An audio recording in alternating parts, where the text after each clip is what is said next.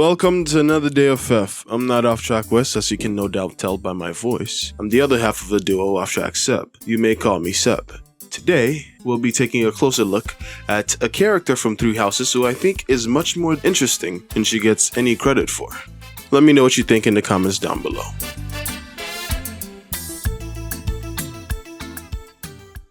How the crimson rain of pain it came, falling hard upon a land of flame, when the sacred blade it split the sky, until the heavens heard our cry.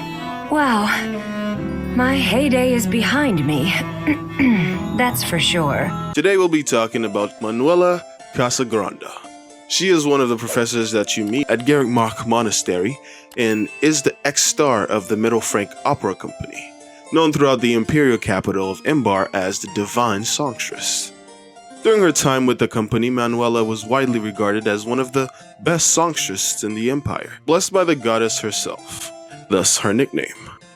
With her voice and commanding stage presence, she captured the hearts of many people, and we even get to see to what degree this is true with supports like Ferdinand and Edelgard.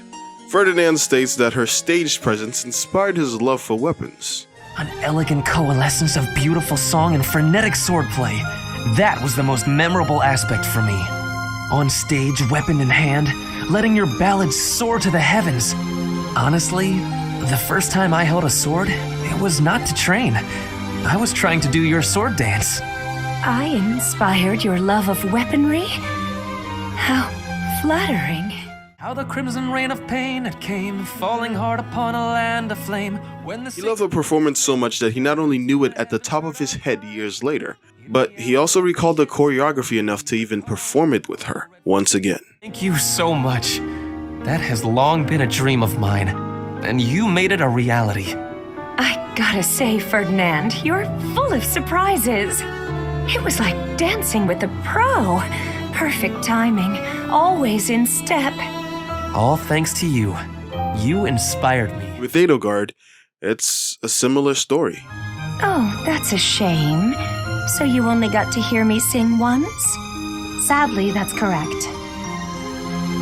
Yet you still remember it, even the melody of the song I sang. I'm honored.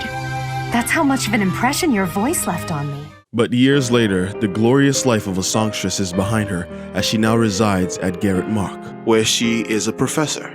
We are introduced to Manuela's insecurities and shortcomings very early in most of her supports. She is constantly shown drinking herself into a coma after getting her heart broken by the various partners that she goes throughout the game. At first, it seems that Manuela only attributes her happiness, or lack thereof, to how desirable she is. I'm completely worthless as a woman. Can you imagine how that feels? Oh, I'm going to be single for the rest of my life. I just know it. You think so too, don't you? Got it! Our initial impression of her is that of someone who is wholly unqualified to be a teacher. We watch as she constantly drags students who should be studying and enjoying their youths into helping her clean up after herself. Last night I had a bit of fun and a bit of drink. Less of one and more of the other, sure, but... How much you drink is not my concern. But you are an adult who is tasked with the supervision of children. You should not be causing trouble for the students. It is unacceptable for you to expose them to your disgraceful behavior. Even more so to impose upon them the labor of cleaning up your mess. Carrying her to her room after drunken nights, or helping her clean up her room because she is apparently quite messy after her breakup. Professor Manuela, may I come in? This room, what happened here? Oh, nothing out of the ordinary. Why? Is something the matter? No, I just, can I help you tidy up? Actually, I have to know. How did you make such a mess in the first place? Please don't ask for the details. Suffice to say, my room always looks like this after I've been dumped. Oh, right. Well, let's see what we can do about it. All of these traits make her easily dismissible as a bad character, or at the very least a terrible teacher, which I can't really argue with. But I think when you recontextualize her behavior with some of the details we learn about her through her supports, we get a better picture of just how complicated of a person Manuela is, and helps us sympathize with her a lot more, in my opinion. The first important detail we truly learn about Manuela, underneath all that overwhelming flirtatious energy, which I ain't gonna lie to y'all, I don't really mind at all. But I want you to feel relaxed around me. Understood? Yes, yes, I promise to try. You're really full of surprises, you know that? I assumed you'd be more interested in combat than the arts. Come and chat sometime? I'd love to hear more about how my performances mesmerized you. We learn that even though she really enjoyed her time as a songstress, that doesn't mean it was all sunshine and roses. She had to quite literally do what she had to become a star. And at the time, she believed it to be worth it. Here's the thing about the opera. Talent isn't enough to earn you a position in a glamorous show. You need money, connections, and, failing those, the stomach to commit a spot of violence. I spent many nights buttering up nobles in power. No matter how humiliating the task, I'd do it because I wanted to be a star. But over time, as she began to see how enchanted people were by her beauty and voice, she began to worry that none of it could ever really last. Her looks, no matter how enchanting, would fade with time, as would her voice. Uncertain whether people liked her for who she truly is, or for the glamorous version of herself they saw on stage, she decided to give it all up in her prime, so that people's last memory of her was a glorious one. Believing that there would come a time when she would have to live free of her gifts, she decided that she would learn how to do so while she still had those gifts. I must ask, why did you retire so soon? You could have continued for another 10 or 20 years. Indeed, many singers perform for decades. But that wasn't for me. I wanted to go out on top. My voice is a gift from the goddess. However, as all things do, it will decline with age. One day, I will lose that gift. And so I decided I needed to learn to survive without it, long before that day came. I needed to prove to myself that I can live on, even after my voice returns to the goddess. But the ironic thing about that realization is that Manuela, even though she knows she can't escape the ravages of time, still tries to live up to the impossible ideal years after leaving the opera. In her eyes, the only version of herself that is worthy of love and accolades is the version of herself that was on stage. The version she believes that everyone truly loved. The version of herself that she knows that she could not play forever. No one sees the person behind the voice. They just see me older today than yesterday. They say, "Oh, look what happened to her." Nobody sees my frustration, my resignation to be forever alone. Even though it's clear that she is still well respected and loved. We see that from the many students at Garrett Mach who still admire her, like Ferdinand, Dorothea, and even more. I'll talk about that a little bit later. But the fact that she doesn't believe that Manuela, the person beneath the title of Divine Songstress, is deserving of love, then it doesn't matter what they tell her, she will never be able to accept those reassurances or compliments at face value. You know, somehow you've gotten even prettier. The years have been kind to you. That's something like a rose telling a daisy it's pretty, but I appreciate the compliment all the same. Oh, honey, if that's the case, I hope you'll work hard to never become a rose like me.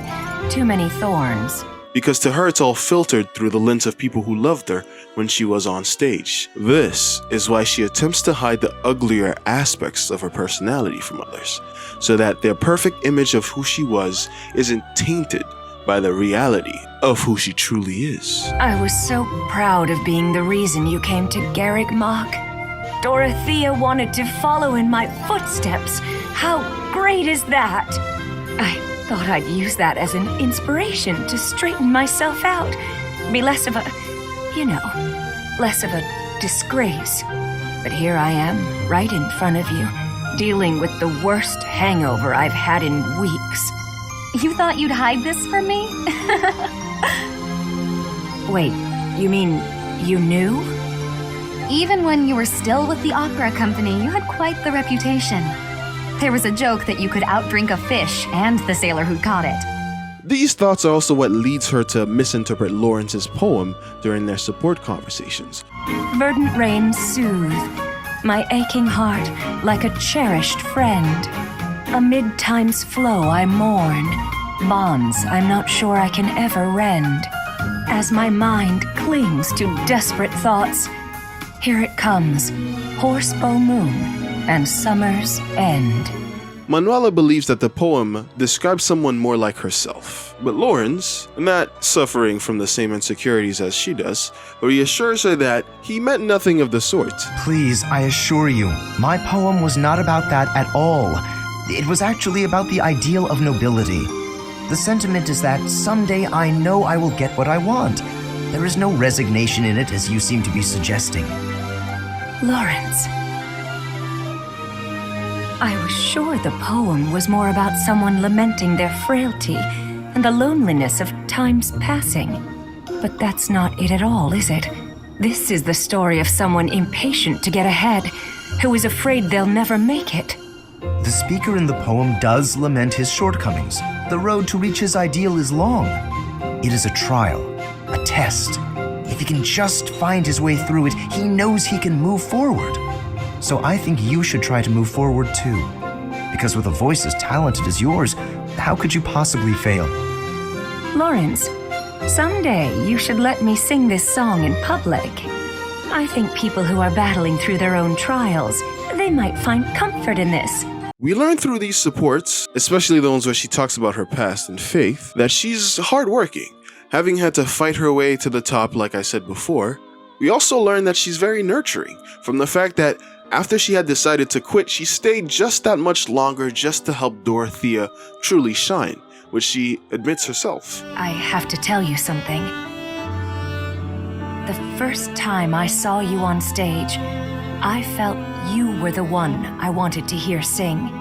I already had plans to leave the opera company, but when I met you, I knew I couldn't leave until I saw you take your rightful place. You're right, though. It would have been nice to stand beside you on stage, even just once. Maybe we weren't together then, but we're together here, now. She's also very patient with her friends. We see that when she helps the absent-minded Alois forge a better relationship with his daughter by helping him be a decent fucking dad. How? That's a special girl you've got there. Your daughter really cares about you. She does, doesn't she? A knight never takes kindness for granted. What can I do for you? Oh, there's a mountain of things I want, but nothing I can ask you to do. Reading your daughter's heartwarming letter was more than enough. I didn't help you out so I could have a knight owe me a favor. I just wanted to help a friend. In that case, I hope my words of gratitude will suffice as repayment. I am truly thankful for your help this time, and the next. We also see her inspire many of her students to grow into much more rounded and mature people, such as teaching Edelgard, someone who is notoriously against the Church of Seiros and its ideals and influences, to recognize the importance of faith. No cap, she does that. To be honest, I still can't forget what you told me before. I don't want you to misunderstand and think I'm against everything the church represents. There's good there, buried in the corruption. Still, I find it extremely difficult to step back and accept the good, overlooking all the rest. For the world to start anew, it's necessary for the nobility system and the Church of Seiros to both be completely crushed. But then I think about people like you, who are devoted to the goddess.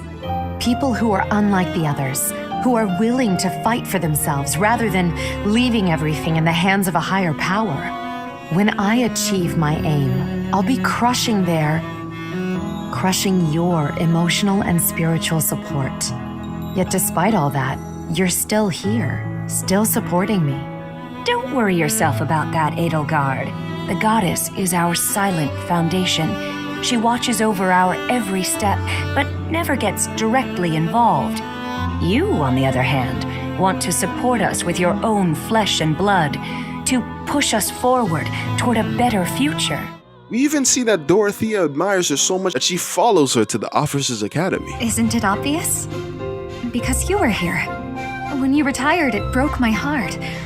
But it also woke me up. Seeing someone like you, who shines so brightly on the stage, give it all up and start a brand new life. It got me thinking about my own future and what I wanted it to look like. As ever, I followed your lead. She inspires Lawrence to start sharing his poems, something that he seldom does, through her songs. Please, my poetry is merely an idle pursuit. That doesn't matter. The words are unadorned, the feelings so direct. Your poems have touched my heart. They are so true to life. I suppose there is a certain appeal in the portrayal of such dark emotions, even if it is a bit graceless. Very well. Take this. You may use any of the poems I've finished working on. Oh my, I can hardly wait. Not only that, but she also inspires him to write more, which is just another example of the positive impacts that her encouragements and talents continue to have on people even past her prime, as she puts it. From what we see, it's just not true that her value is only tied to her gifts, even though she spends most of the game not recognizing the positive impact that her mentoring and meddling is having on those around her, focusing instead on her bad luck with romance. We as the player, on the other hand, see that impact, to the point where honestly it kinda hurts to watch her put herself down over and over when being complimented. At least for me it was. Even though time may rob her of the gifts she believes that everyone appreciates her for, but none of that will change the effect that she has had on people. It will not change who she has become after undergoing all the trials that led her to where she is and who she is when we meet her in the game. As Fling puts it, I am well aware that survival and striving for dreams sometimes means doing things we would not normally do. Perhaps because you have been so strong, lived with such conviction. Perhaps that is why your songs have touched so many people's hearts. Oh, you sound very wise all of a sudden. Thank you, Flane. all of those experiences would live on within her. All of her kindness will continue to touch the lives of those around her. But tragically, she is unable to recognize those amazing qualities in herself and continues to define her self-worth by her inability to continue to live up to that impossible ideal that was the divine songstress.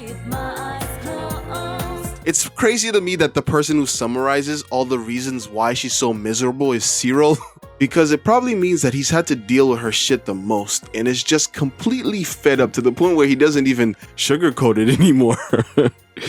Cyril, be honest. What's wrong with me? You drink too much, blame others for your behavior, and you don't understand you gotta love yourself before someone else can love you back. Hanneman also hilariously points out something similar in their B support. I like their support because it's one of the few where they both acknowledge their faults and vow to support each other in areas where the other is lacking. It's quite nice to see, honestly. Besides the arguing. Wait, why are we talking about this? Are you trying to propose marriage with promises of clean floors? You think I'm that easy of a catch? Honestly. I did no such thing. You were the one who started discussion on the topic in the first place. You were agreeing so this with is me. my fault If you now? have objections, I never said then a let's word hear about them. They say people argue like an old married couple for a reason, you know what I'm saying? But it's as Cyril says, before she can truly be happy with anyone else, she has to learn to start loving herself. As cliche as that sounds, if she doesn't believe that she's worth loving, if she doesn't believe in her own ability to bring value to those around her, then it doesn't matter what anyone says to her. She will always be miserable and unable to see her own worth. This is why even in her S support with Byleth, she at first refuses to accept the reality of the proposal, which is honestly kind of sad. She just refuses to accept it's actually happening to her like... Listen, I get it. No need to explain anything. It's better this way. It means I wasn't the problem. Wait, am I the problem? I suppose if I had some charm, maybe you would have fallen for me. Oh, why does this always happen to me? I'm not surprised. You can probably have your pick.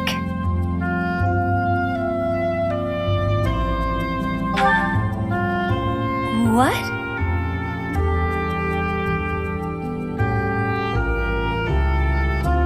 Have you gotten me confused with someone else?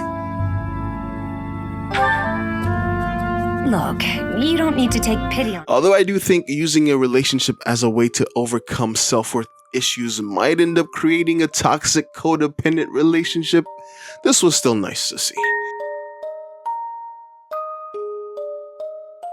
But the version of Manuela that continues to chase an ideal that she knows is unachievable will never truly be happy. If she never moves past her insecurities, she will never take the time to truly appreciate what she has to offer off of the stage.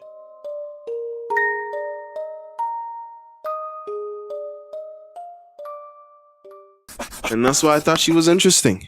Thank you for watching. I wanted to talk about Manuela before the month ended because, like I've said before in a previous video, Wes is the big Fire Emblem fan. I've only ever played 3 houses personally, so I can only speak on the things that I saw in that game. Usually I'm just editing, but today I wanted to try my hand at describing why I think Manuela is a much more interesting character than she gets credit for in my humble opinion. But what did you think of the video? Let us know in the comments down below. Subscribe and like for more FEF, and I ain't gonna lie to y'all, when it comes to Manuela, she's got it going on. I don't care how old she is, man, 30, 40, fucking, I don't give a shit. She could catch it, damn.